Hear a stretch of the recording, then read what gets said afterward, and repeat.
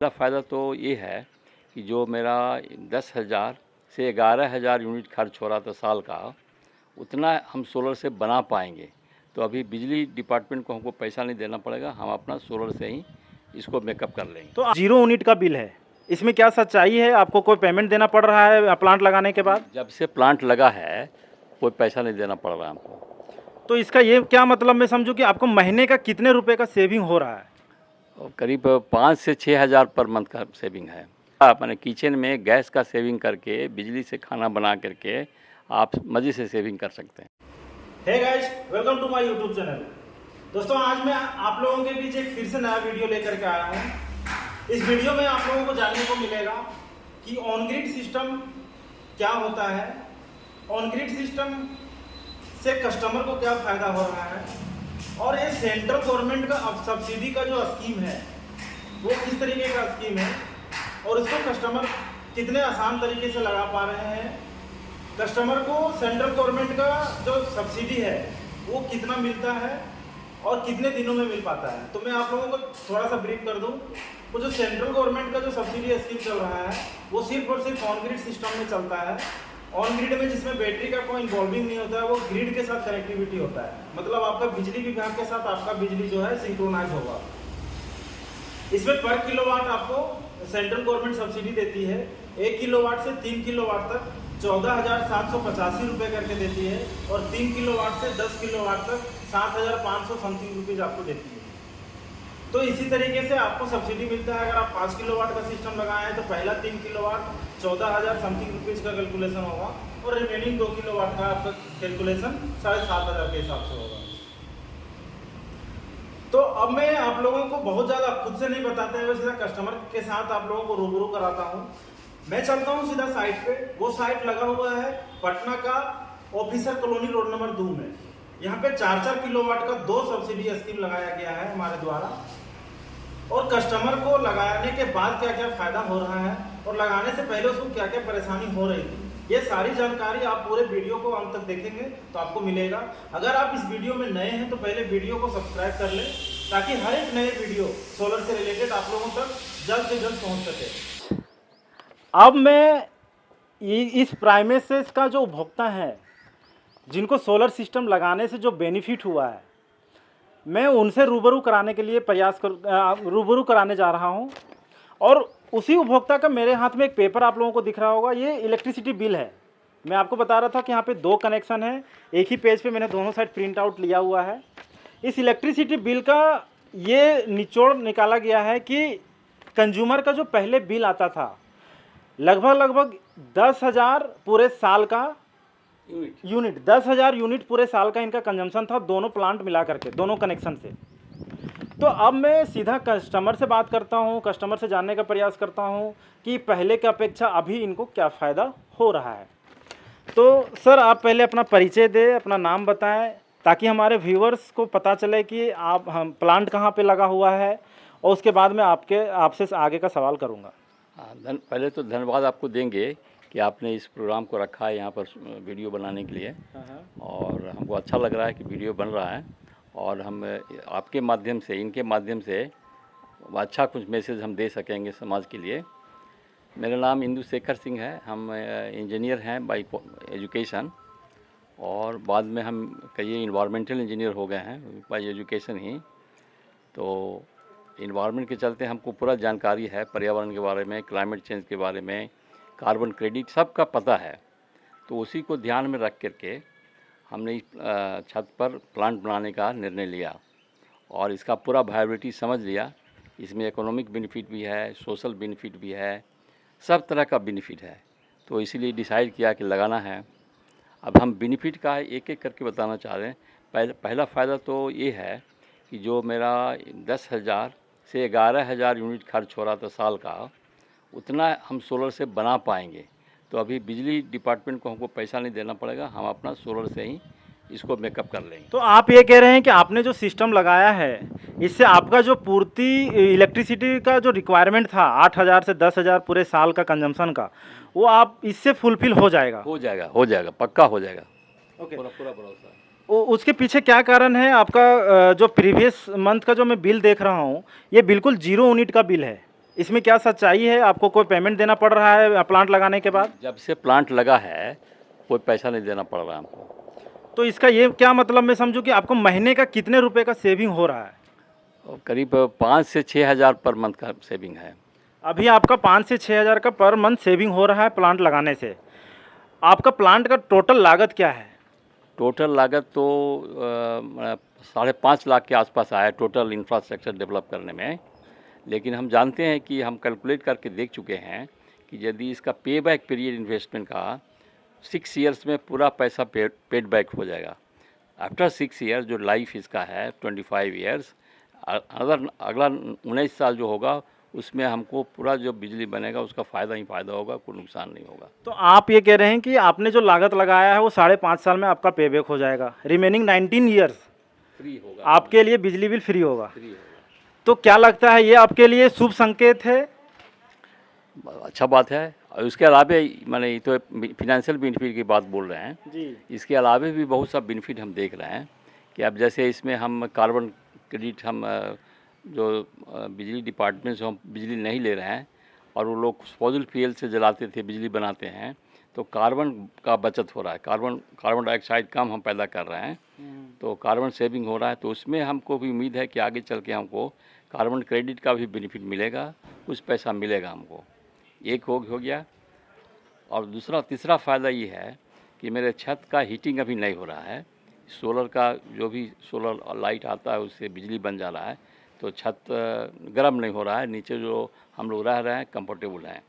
तो ये आपने एक और अच्छा पॉइंट बताया कि जो ऊपर वाले फ्लोर होते हैं वो गर्मी के दिनों में काफ़ी हीटिंग होने के कारण उसमें कोई रहना नहीं चाहता, बट आपने सोलर लगाया तब से ऊपर वाले फ्लोर को आप यूज कर पा रहे हैं बहुत ईजी तरीके से, आसानी से, कोई दिक्कत नहीं हो रहा है, यूज़ करने में कंफर्टेबल है हम लोग।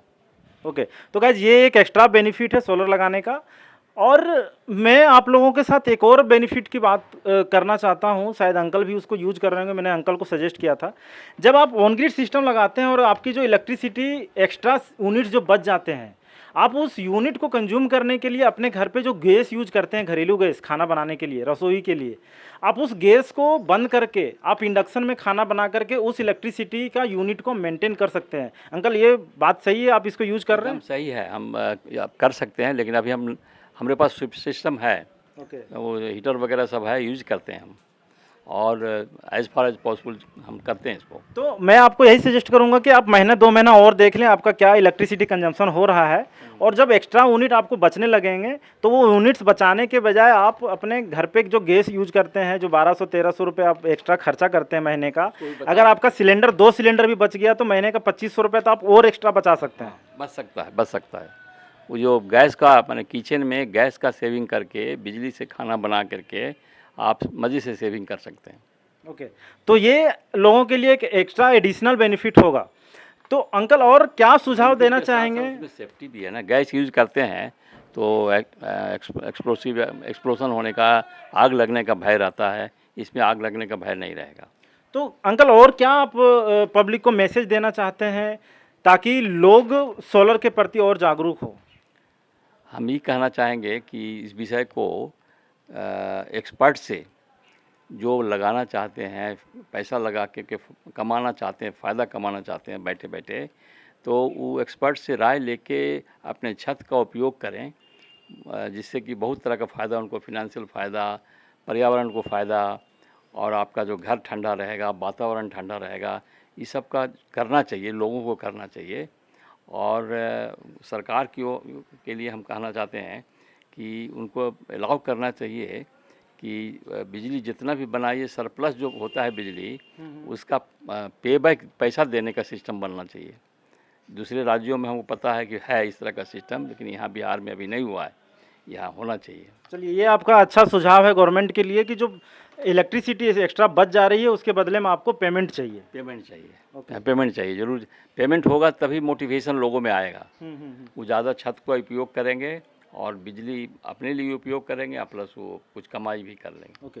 तो सर ये कौन सा मोहल्ला है, इसका प्रॉपर एड्रेस अगर कोई वीडियो के माध्यम से जानना चाहेगा तो आप एक बार बता दें। हाँ जी, ये है गुरु सहाय लाल नगर हाउसिंग कोऑपरेटिव सोसाइटी है, जो कि मजिस्ट्रेट कॉलोनी रोड नंबर 2 पर अवस्थित है। ओके। इसका पता यही है, और पता तो है 27 गुरु साहिलाल नगर, PO आसियाना नगर, पटना 800025। ओके, तो एक और सवाल जो मेरे मन में आ रहा है कि आप मेरे तक कैसे पहुंचे, मेरे से कैसे कांटेक्ट हुआ? क्योंकि मैं तो गया का रहने वाला हूँ। इनका पहुंचने का है क्या, बिजली बोर्ड से हम लिस्ट निकाले थे कौन कौन अप्रूव्ड वेंडर हैं। उस वेंडर में हम अपना ट्रायल करके एक तो इनसे कांटेक्ट किया, इनका क्वालिफिकेशन हम जानने की कोशिश किए, बताए, पता लगा कि इंजीनियर है बाय एजुकेशन। तो हम मन बना लिए कि इन्हीं से करवाना है, काफ़ी प्रोफेशनली साउंड होंगे। ओके, तो उस तरह गाइज ये अंकल जो है मेरे साथ कांटेक्ट में आए थे, नेशनल रूफटॉप वाले जो लिस्ट आउट है जिसमें वेंडर का, उसमें मेरा भी नाम है। अंकल का कॉल आया मेरे पास इन अराउंड आई थिंक किसी एक दिन में 2-3 बजे के आसपास। फिर मैंने इनसे शाम में एक मीटिंग रखा, कॉल में ही मीटिंग, उस पर इनके साथ डिस्कशन किया। तो अंकल को मेरे बात और मेरे क्वालिफिकेशन इनको भा गया, मैच कर गया। फिर इनके यहाँ साइट विजिट करके मैंने फाइनल कर दिया प्रोजेक्ट को और एग्रीमेंट करके इनका काम शुरू कर दिया। तो अंकल आप मुझे सारी जानकारी तो दे दिए हैं, आखिरी में मुझे एक और जानकारी दीजिए कि इस जो सोलर सिस्टम लगाए हैं इससे आप अभी क्या क्या अप्लायंस रन करवा रहे हैं? अप्लायंस का मतलब कि क्या क्या इलेक्ट्रॉनिक सिस्टम आपके रूम पे या आपके घर पे चल रहा है?